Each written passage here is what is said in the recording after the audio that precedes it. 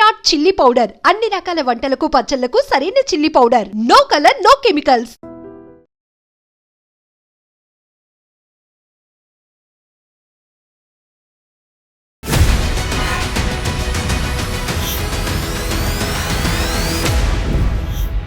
నమస్తే, welcome to iDream inside politics with కవిత.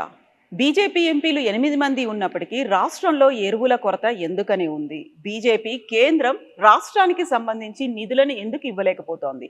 53 సార్లు CM ఢిల్లీకి వెళ్ళినా ఎందుకు అపాయింట్మెంట్లు దొరకట్లేదు? రాష్ట్రానికి సంబంధించినటువంటి నిధులు ఎందుకు విడుదల కావట్లేదు? మనతో పాటుగా ఉన్నారు ఎంపీ రఘునందన్ రావు. రఘునందన్ గారు నమస్కారం అండి. సో యూరియా కొరత అనేది ఒక 3 నెలల నుంచి విపరీతంగా ఉంది. యూరియాని ఎవరైతే తెస్తారో, ఎవరైతే ఇస్తారో వాళ్ళకే మేము ఓటేస్తామంది బీఆర్ఎస్ వైస్ ప్రెసిడెంట్కి సంబంధించి ఓటింగ్లో కూడా పాల్గొనలేదు. సో తప్పు ఎవరిదంటారు అక్కడ? ఓట్లు లేని వాళ్ళు ఓటేస్తామని బెదిరిస్తే ఎవరేం చేస్తారు? 4 ఎంపీలు ఉన్నారు కదా రాజ్యసభ. లోక్సభలో వాళ్ళకి ఒక్క ఎంపీ కూడా లేడు కదా కవిత గారు. సో మేము చేసేది ఈ దేశం బాగుండాలని పనిచేస్తున్న నరేంద్ర మోడీ గారి నాయకత్వంలో తప్ప ఓట్ల కోసం, సీట్ల కోసం మేము పంచాయతీ చేసేటోళ్ళం కాదు. యూరియా ఈ రాష్ట్రానికి కొంత డిలే, టెక్నికల్గా ఒక 1 వీక్ 10 డేస్ కొంత యూరియా డిలే ఉంటుంది, కానీ 100% రైతన్నలకి ఆగస్టు 1 వరకు ఎంత యూరియా కావాలనో అంత యూరియాని అందించడం లోపల కేంద్ర ప్రభుత్వం 100% సఫలీకృతమైంది, చక్కగా పనిచేసింది. దాన్ని డిస్ట్రిబ్యూషన్ చేయడం లోపల కాంగ్రెస్ పార్టీ వైఫల్యం అయితే దాన్ని ఒక ఉద్యమంలాగా మలిచి రాష్ట్ర ప్రభుత్వాన్ని బదనాం చేసి, కేంద్రాన్ని బదనాం చేసడం లోపల టీఆర్ఎస్ కొంతమేర సక్సెస్ అయింది. కాకపోతే ఇప్పుడు తేవడంలో విఫలమయ్యారు, లేకపోతే ఇప్పించడంలో విఫలమయ్యారు. ఉన్నటువంటి 8+8 కలిపితే 0నే అయింది తప్ప రాష్ట్రానికి ఒరిగింది ఏమీ లేదు అనేది ఒక వాదన. ఇప్పుడు జర్నలిస్ట్గా పనిచేసి వచ్చిన కాబట్టి జర్నలిస్టులని అనే అధికారం నాకు ఉందని అనుకుంటాను. తెలుగు మీడియాకి బాగా పైత్యం ఎక్కువ కవిత. ఇప్పుడు వాళ్ళ బాపు ఉన్నప్పుడు యూరియా ఇచ్చింది ఎవరు? కేటీఆర్ వాళ్ళ నాయన ఉన్నప్పుడు, లేదా కేసీఆర్ వాళ్ళందరికీ, తెలంగాణ ఉద్యమకారులందరికీ బాపు అయినా కేసీఆర్ 10 ఏళ్ళు ఈ రాష్ట్రాన్ని పాలించినప్పుడు యూరియా ఇచ్చింది ఎవడు? ఏం కాదా? నేను తమాషా చేస్తారు. మీరుంటే చక్కగా ఉంటుంది, పక్కన ఉన్నాడు ఉంటే చేతనైతే లేదనే మాటలు ఏం మాట్లాడతారు మీరు అసలు? అప్పుడు యూరియా ఇచ్చింది నరేంద్ర మోడీ, ఇప్పుడు యూరియా ఇచ్చింది నరేంద్ర మోడీ. అన్ని రాష్ట్రాలకి ఎంత అవసరం ఉందని ఇండియెంట్ పెడితే అంత ఇచ్చింది మేమే. దానికి యూరియా ఇయ్యలేదు. దానికి కూడా ఆర్టిఫిషియల్గా వాళ్ళు ఒక ఉద్యమాన్ని ప్రారంభిస్తే రైతులు ప్యానిక్ గురై రోజు లైన్లో నిల్చొని ఇబ్బందులు ఎదుర్కొనేటువంటి పరిస్థితి వస్తుంది. ఇది వాళ్ళు కావాలని క్రియేట్ చేసినారు. కొంత రాష్ట్ర ప్రభుత్వం వైఫల్యం ఉంది, డిస్ట్రిబ్యూషన్ లోపల ప్రాపర్గా చేయకపోవడం. రైతులు పానిక్ కాకుండా ఎక్కడికక్కడ మంత్రులు పోయి సెంటర్లని సందర్శించి ప్రజలకి, రైతులకి భరోసా ఇవ్వాల్సినటువంటి కాంగ్రెస్ మంత్రులు వైఫల్యం చెందిరు. వీళ్ళకి అడ్మినిస్ట్రేషన్ మీద పట్టు లేదు. వాళ్ళకి బురద జల్లుట లోపల పూర్తి పట్టు వచ్చింది. వాళ్ళు బురద జల్లుతారు, వీళ్ళు పట్టించుకుంటలేరు. ఇంతే తేడా అందులో. ఇండెంట్ వాళ్ళు పెట్టలేదా, లేకుంటే ఇవ్వలేకపోయారా? ఏమైంది అక్కడ? కవిత గారు, ఇట్లా భూతద్దాలు పెట్టి ఇండెంట్లు పెట్టలేదా ఏమైతే? నువ్వు నెలకు సరిపోయే రేషన్ తెచ్చుకుంటావు, సడన్గా కోవిడ్ వచ్చి లాక్డౌన్ అయింది, ఏం చేస్తారు? భారతదేశానికి అనుకోకుండా ఒక యుద్ధం వచ్చింది, కొంచెం ఇబ్బందికరమైన పరిస్థితి వచ్చింది. ఉన్న దాంట్లో రైతులన్నీ కన్విన్స్ చేసి జూలై 31 దాకా రాని కొరత ఆగస్టులో ఎందుకు వచ్చింది? ఏం చేసింది రాష్ట్ర ప్రభుత్వం? ఎంత పెట్టింది ఇండెంట్, ఎంత ఇచ్చిండ్రు? నేను DDRC మీటింగ్లో మా జిల్లాలో పాల్గొన్నాను కాబట్టి చెప్తా ఉన్నాను. నేను మీకు జూలై లాస్ట్ వీక్లో గౌరవ మంత్రి వివేక్ గారితో కలిసి పాల్గొన్నప్పుడు నేను అడిగిన మా జిల్లా కలెక్టర్ గారిని, యూరియా మీకు సరిపోయినంత వస్తుందా, వస్తలేదా? ఆగస్ట్ ఇండెంట్ సరిగా పెట్టిండ్రా, పెట్టలేదా అని అడిగినాను. అది రాష్ట్ర ప్రభుత్వం చెప్పాలి. వాళ్ళు ఎంత అడిగితే అంత ఇచ్చినాం. మధ్యలో కొంత పాకిస్తాన్ తోటి యుద్ధం వల్ల ఒక 1 వీక్ 10 డేస్ కొంచెం డిస్టర్బెన్స్ అయిన మాట వాస్తవం. దాన్ని మేము అంగీకరించేందుకు చిత్తశుద్ధితోటి ఉన్నాం. కానీ టీఆర్ఎస్ ఒకటే పనిగా బురద జల్లే కార్యక్రమం పెట్టుకొని 30 మంది పేమెంట్ ఇచ్చేటువంటి జీతగాళ్ళని జర్నలిస్టులకు పెట్టుకొని ఏది పడితే అది చేస్తుంటే ఎవడేం చేస్తాడు కవిత గారు? దానికి కేసీఆర్ ఉన్నప్పుడు యూరియా అయింది. కేసీఆర్ ఇంట్లో ఫామ్ హౌస్లో తయారు చేసుకొని తెచ్చి రైతులకంతా యూరియా ఇచ్చిండా? మా బాబు ఉంటే మంచిగా వచ్చింది, వేరే ఎవడో తెలియదు. పోయిన సంవత్సరం రాలేదా మరి? ఇదే ఈసారి ఎందుకు వచ్చింది? ఆ డిఫికల్టీని గమనించకుండా రాజకీయ లబ్ధి కోసం పొద్దుగా లేతే బురదల్లే కార్యక్రమాన్ని 30 మెడికల్ కాలేజీలు కాదు 30 యూట్యూబ్ ఛానళ్ళకి జీతం ఇవ్వాలని కేటీఆర్ అనేటువంటి జీతం ఇచ్చి చేస్తుంటే ఎవడేం చేస్తాడు దానికి? కవిత గారు, ఇబ్బంది జరిగిన మాట వాస్తవం, వారం 10 రోజులు అవస్థ అయిన మాట వాస్తవం. ఆ వారం 10 రోజులు సరిగా మేనేజ్ చేసుకోవడం ఈ ప్రభుత్వానికి చేతగా లేదు అంటున్నా. ఉన్న యూరియాని రైతులకు భరోసా ఇవ్వకపోతే 2 అవసరం ఉన్న వాళ్ళు వచ్చే పసలు కూడా దొరుకుతుందని 4 తీసుకుంటున్నారు. దీనివల్ల కొంత కొరత వచ్చింది, కొంత బ్లాక్మెయిల్ చేస్తూ ఉన్నారు, కొంత బ్లాక్ మార్కెటింగ్ చేస్తూ ఉన్నారు, డీలర్లు కొంతవరకు ఇబ్బంది పెడతా ఉన్నారు రైతుల్ని. దీన్ని కంట్రోల్ చేయాల్సినటువంటి రాష్ట్ర ప్రభుత్వం చేయలేక వైఫల్యం చెందితే ఆగో పులి అంటే ఇగో తోకని వీళ్ళు ఇక దాన్ని భూతద్దంలో పెట్టి వీళ్ళు రచ్చ చేసి రైతులంతా పానిక్ క్రియేట్ చేసేటువంటి కార్యక్రమాన్ని చేస్తూ ఉన్నారు. వాళ్ళది కత్తి కాదు, నెత్తి కాదు. రాష్ట్రంలో లేరు, ఢిల్లీలో లేరు, అందుకని వేస్తూనే ఉన్నారు బురద. 30 యూట్యూబ్ ఛానళ్ళని పెట్టి పేమెంట్ ఆర్టిస్టులను పెట్టి నడిపిస్తూ ఉన్నారు, నటన చేస్తూ ఉన్నారు. ఎట్లయితుంది అట్లా కవిత గారు? బాధ్యత ఉండాలి, ఏదన్నా బాధ్యత ఉండాలి, భరోసా ఇవ్వాలి రాష్ట్ర ప్రభుత్వంపై. ఏసీగా ఇంత ఉంది, ఇంత స్టాక్ ఉంది, ఇంత లేదు, మీరు ఇట్లా ఉండండి అని వాళ్ళకి చెప్పుకునే పరిస్థితి లేదు రాష్ట్ర ప్రభుత్వానికి. ఒక మంత్రి పోయి ఏ జిల్లాలో కలెక్టరేట్లో కూర్చొని సమీక్షించి చెప్పడు. కాంగ్రెస్ తోటి ఈ దరిద్రం ఉంటే టీఆర్ఎస్ తోటి ఆ భావ దారిద్ర్యం ఉంది.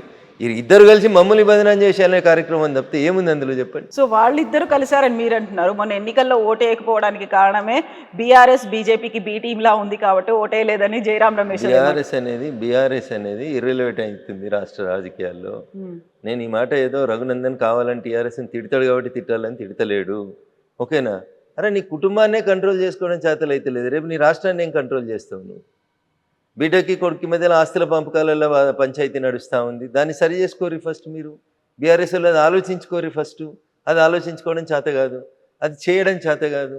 బావకు నాకంటే ఎక్కువ పదవులు ఇస్తారు అని మరదలు ఇల్లు చేస్తూ ఉంది.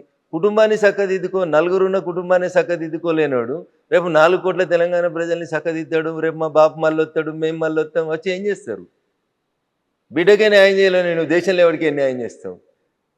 తొలి తెలంగాణ క్యాబినెట్లో ఒక ఆడబిడ్డకు మంత్రి పదవి వేయకుండా అట్లా ఆడబిడ్డలకి అన్యాయం చేసినావు. ఆఖరికి రెండో దాంట్లో ఇప్పుడు నీ బిడ్డనే చెప్పి బయటకు వచ్చింది, మా నాయన మొత్తం సామాజిక తెలంగాణకు వ్యతిరేకం, మా నాయననే తప్పు చేసిండు అని చెప్తుంది. ఇంకేం ముఖం పెట్టుకుని వచ్చి ఓట్లు అడుగుతారు రేపు టీఆర్ఎస్ వాళ్ళు? దేనికోసం అడుగుతారు ఓట్లు?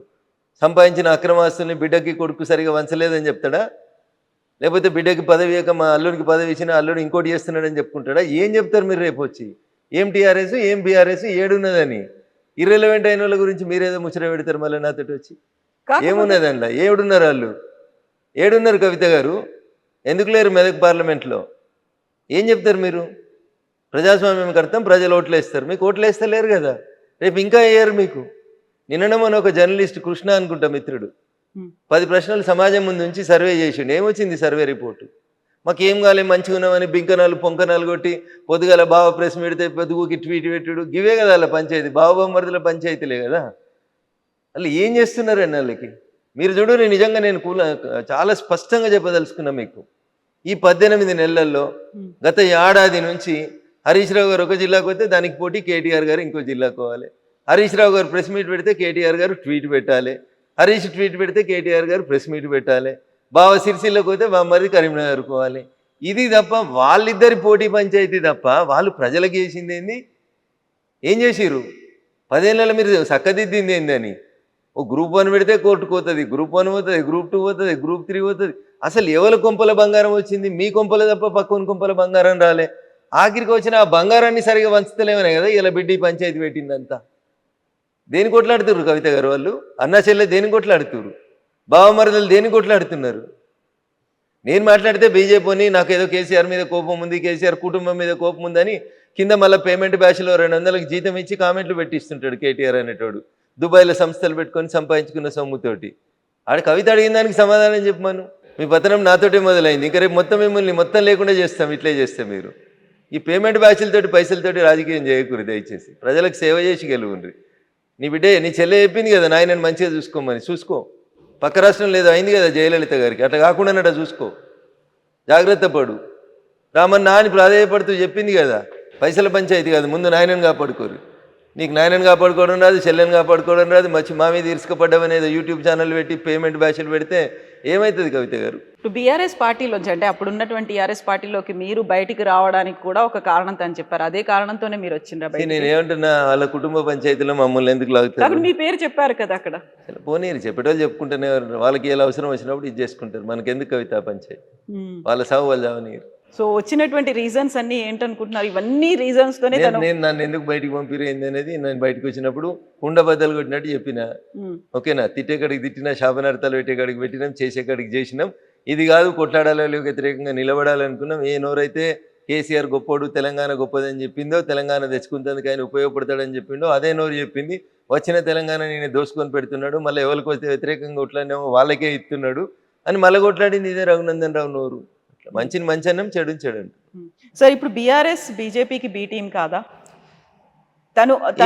ఈ ప్రశ్న అడిగేటువంటి రిపోర్టర్లకి మీ క్వాలిఫికేషన్ ఏందని అడగాల్సి వస్తుంది. ఒక రాజకీయ పార్టీ ఇంకొక రాజకీయ పార్టీకి బీ టీం ఎందుకు అవుతుంది? ఎందుకు అవుతుంది అంటున్నా. కేసీఆర్ అనేటోడు ఇఫ్తార్ విందులు ఇస్తాడు, మేము ఇఫ్తార్ విందులలో పాల్గొంటామా? పార్టిసిపేట్ చేస్తున్నారు కదా. వాళ్ళు ముస్లిమ్స్కి రిజర్వేషన్స్ కావాలని కొట్లాడతారు కేసీఆర్ వాళ్ళు. కాంగ్రెస్ కొట్లాడుతుంది. కాంగ్రెస్ బీఆర్ఎస్ ఒకటవుతుందా? బీజేపీ బీఆర్ఎస్ ఒకటవుతుందా? ఎట్లా అడుగుతారు మీరు ఆ ప్రశ్నలో అంటున్నా? ఏ సిద్ధాంతంలో పోలికుంది? మాకు దేశం ఫస్ట్, మా నాయకుడు 24 గంటలలో 18 గంటలు పనిచేస్తాడు, వాళ్ళ కుటుంబం ఫస్ట్, అవునా? వాళ్ళకి 24 గంటలు ఫామ్ హౌసే ఫస్ట్, వాళ్ళకి ఆస్తులు దోసుకోవడం ఫస్ట్, మాకు ఈ దేశం కోసం చచ్చిపోవడం ఫస్ట్. ఇక వాళ్ళకి మాకు బీఫ్ టీంలు ఎట్లయితే ఏం పొంతన ఉంటుంది?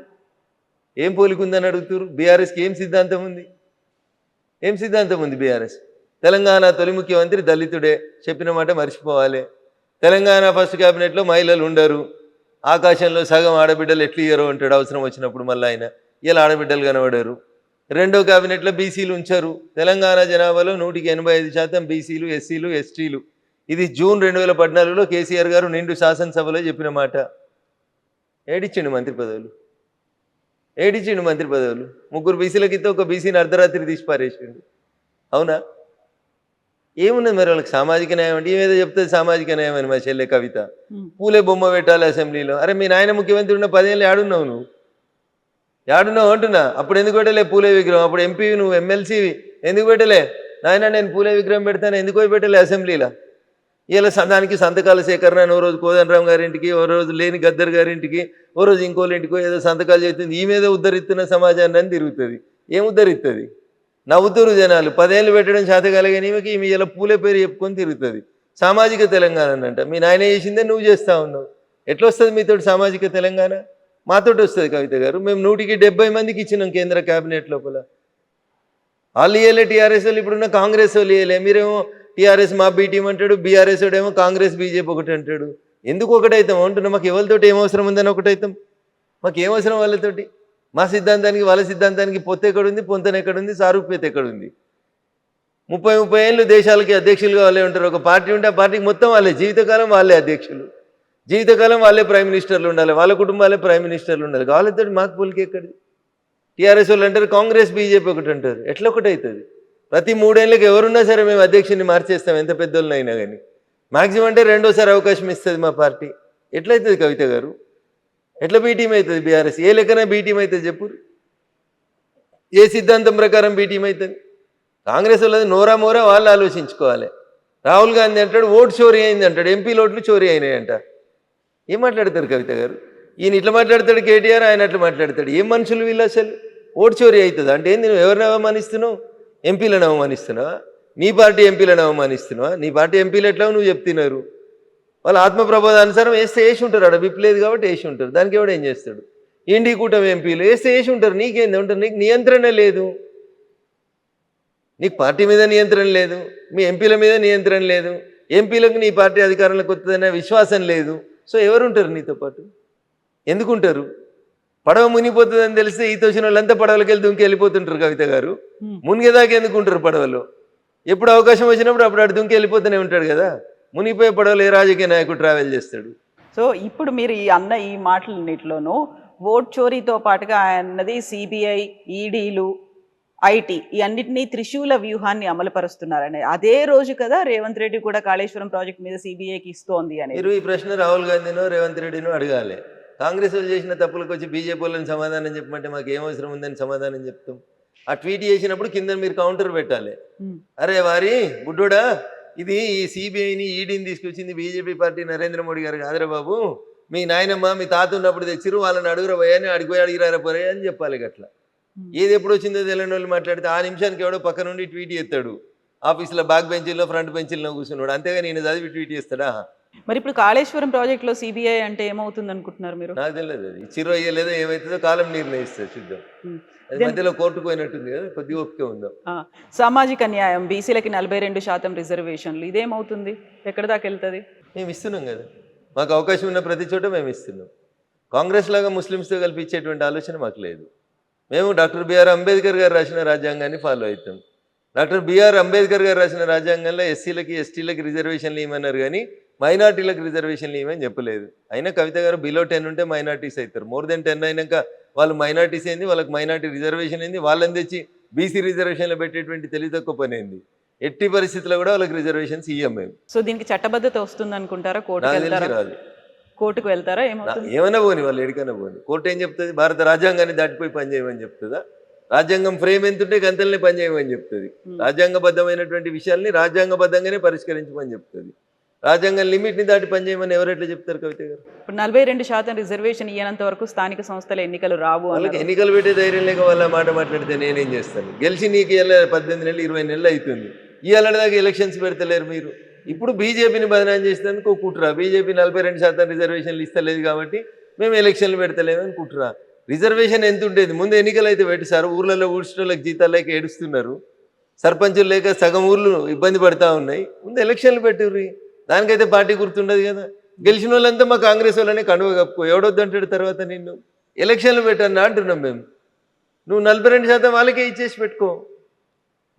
42%లో 10% ముస్లింలకు ఇవ్వడం వల్ల హైదరాబాద్ లాంటి సిటీ లోపల మీరు 150 కార్పొరేటర్లు ఉంటే దాంట్లో వాళ్ళు 10-15 మంది వాళ్ళే వచ్చేస్తున్నారు. ముస్లిం మైనార్టీలు బీసీ కోటా కింద వస్తూ ఉన్నారు. దీన్ని మేము వ్యతిరేకిస్తూ ఉన్నాం.